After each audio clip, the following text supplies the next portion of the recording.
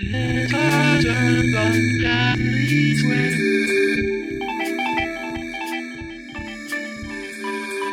Car Survived Kelley Square.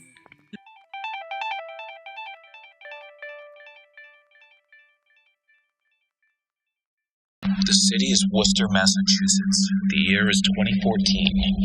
Here there exists a crossroads of staggering blind aggression, a life-size puzzle made by human hands to test our very nature. This is Shaun. He knows that survival is the only law that governs Kelley Square. To be completely honest, I think my parents are both transplants. My dad's from Western Mass, and my mom's from Long Island. And I think when we were kids, me and my brother, I think they avoided it at all costs. I don't remember driving through it at all as a kid. And then I remember once I started having my own license, that I started coming upon it. Two major routes, Chandler Street. You guys, everyone just crosses at any time.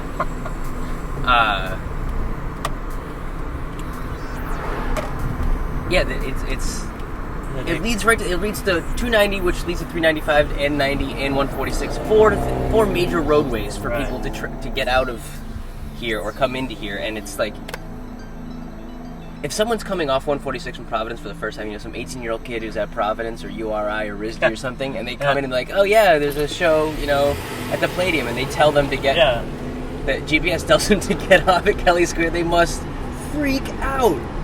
I couldn't imagine, if you're seeing that for the first time ever in your life. I become more on guard, definitely. Yeah.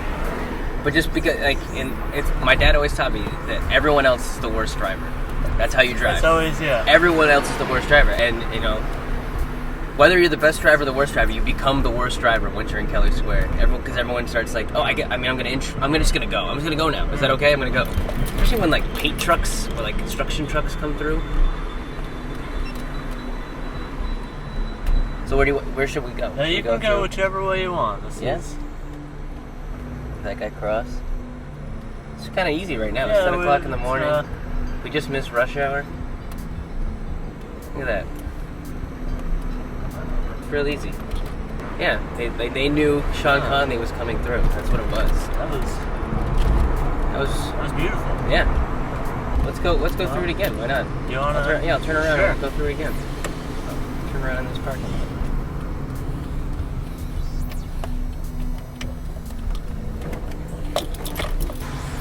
Friends on Facebook, so I get your updates once in a while. What's the triple-decker stories? Three-decker. Three-decker. Yeah. Okay. Boston is right. triple-decker, Worcester's Right. three-decker. All right. So three-deckers are they're originally from Worcester. The only reason I know the backstory too, I did a little research, but my dad used to work for the Telegram and did a story on it. And so this Irish contractor in Worcester started making three-deckers for contracting and construction people in Worcester, so more people could live in an area. And then he took his business out to Everett, and then from Everett went to Boston. So Boston always says that they have started three-deckers, but it's not true. The guy originally started in Worcester. Don't believe the lies. Yes, exactly. My dad actually got into a spat with a Boston Globe editor at the time. She wrote a story about it, and my dad wrote in and was like, "No, you're wrong," and then they put a correction in. So it's because it's so unique to Worcester, and because at some point in everyone's life, someone lives there. Most people live there. Either they grew up there. See? Yeah. Exactly. I thought it'd be a good way to track Worcester's history through that. Because there was, some businesses started in three-deckers. I believe there was the El Morocco, which was a famous restaurant in the 50s. Used to have guys like Sinatra and other, I can't remember other Hollywood names off the top of my head. In the Burncoat area, there's a bunch of ranches that were originally three-deckers but got knocked down by the tornado.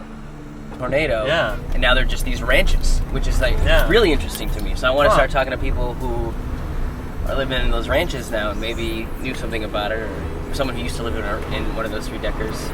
That's really, because you go through that north side of Worcester now, and it just looks like, you know, some suburb. You know, there's all these houses, but Right. I think there were 3-deckers there too. That's pretty neat, and that now they're just ranch houses. It's, Huh. yeah, That sounds really cool. I look forward to... yeah, I'm excited about it. A lot of people are reaching out too, which is cool. Another good sign of the project. Yeah.